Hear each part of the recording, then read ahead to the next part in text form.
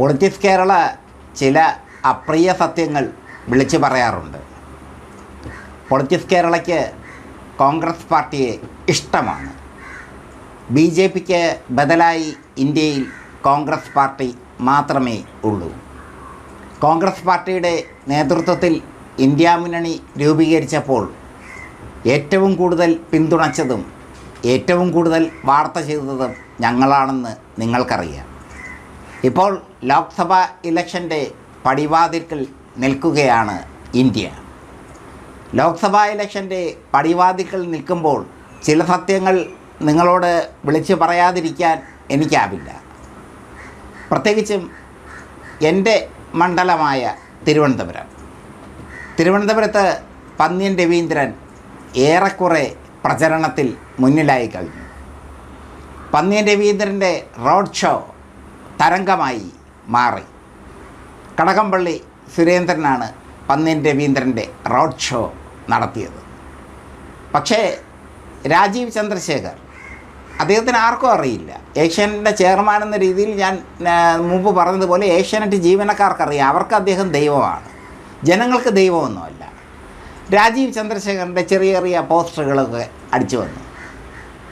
ശശി തരൂരിൻ്റെ പോസ്റ്ററുകളൊന്നും, ശശി തരൂരിൻ്റെ ചിത്രങ്ങളൊന്നും തിരുവനന്തപുരത്ത് ഇതുവരെ പ്രത്യക്ഷപ്പെട്ടിട്ടില്ല.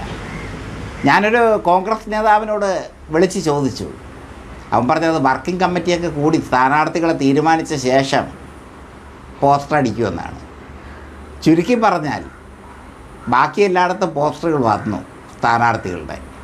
പക്ഷേ തിരുവനന്തപുരത്ത് ശശി തരൂരിൻ്റെ പോസ്റ്ററുകൾ വന്നിട്ടില്ല. ശശി തരൂരിൻ്റെ പോസ്റ്ററുകൾ വരാത്തതിന് പിന്നിൽ തിരുവനന്തപുരത്തെ കോൺഗ്രസ് നേതാക്കളുടെ ഒരു വിഭാഗം കോൺഗ്രസ് നേതാക്കളുടെ അതൃപ്തിയാണ്.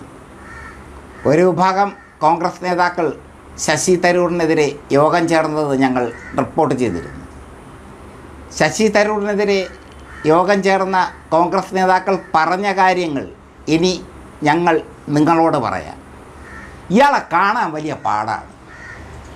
ഇയാളെ കാണണമെങ്കിൽ ഇയാളെ പ്രൈവറ്റ് സെക്രട്ടറിയുടെ അപ്പോയിൻമെൻ്റ് എടുക്കണം. നമ്മുടെ മുഖ്യമന്ത്രി പിണറായി വിജയൻ സഖാവിനെ കാണണമെങ്കിൽ രാകേഷിൻ്റെ അപ്പോയിൻമെൻ്റ് എടുത്തിട്ട് വേണം കാണാൻ. അതുപോലെ ഈ ശശി തരൂരിനെ കാണണമെങ്കിൽ ശശി തരൂരിൻ്റെ പ്രൈവറ്റ് സെക്രട്ടറിയുടെ അപ്പോയിൻമെൻ്റ് എടുക്കണം. അപ്പോയിൻമെൻ്റ് എടുത്ത ശേഷം ശശി തരൂരിന് ഡേറ്റ് തരും.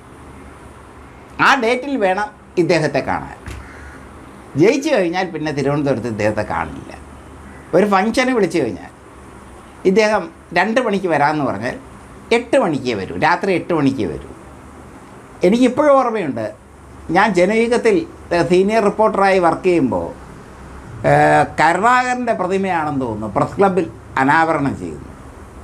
ഞങ്ങൾ 3 മണിക്കാണ്, 4 മണിക്ക് പരിപാടി, ഞങ്ങൾ 3 മണിക്ക് ഈ ശശി തരൂർ വരുമെന്ന് പറഞ്ഞ് കാത്തിരുന്നു.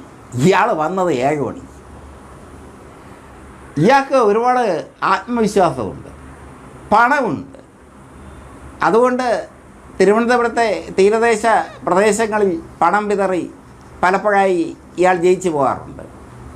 പക്ഷേ ഇത്തവണ തിരുവനന്തപുരത്തെ കോൺഗ്രസ് നേതാക്കൾ ഭൂരിഭാഗവും ഇയാൾക്ക് എതിരാണ്. ഇയാളുടെ കൂടെ നിൽക്കുന്ന കോൺഗ്രസ് നേതാക്കൾ കുറച്ച് എന്താ പറയുക, അങ്ങും ഇങ്ങും തൊടാതെ നിൽക്കുന്ന കോൺഗ്രസ് നേതാക്കളാണ്. അവർ വർക്കിംഗ് കമ്മിറ്റി കൂടിയ ശേഷമൊക്കെയാണ് ഇനി പോസ്റ്റർ അടിക്കും എന്നൊക്കെയാണ് എൻ്റെ കൂടെ പറഞ്ഞത്. പക്ഷേ വർക്കിംഗ് കമ്മിറ്റി കൂടാതെ തന്നെ പലയിടത്തും പോസ്റ്റർ അടിച്ചിട്ടുണ്ട്.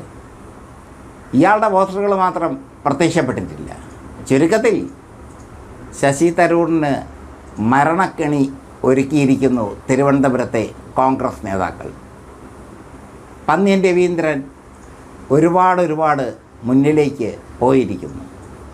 അപ്പുറത്ത് BJP ആർക്കും അറിഞ്ഞുകൂടാത്ത രാജീവ് ചന്ദ്രശേഖരെ സ്ഥാനാർത്ഥിയാക്കിക്കൊണ്ട് BJP സ്വയം അപഹാസ്യനാകുന്നു. എന്നാൽ കൃഷ്ണകുമാർജി എന്ന് പറഞ്ഞ ഒരു നടനെ പിടിച്ച് സ്ഥാനാർത്ഥിയാക്കിയിരുന്നെങ്കിൽ ഇതിൽ നിന്നും നല്ല പിൻബലം BJPക്ക് കിട്ടുമായിരുന്നു.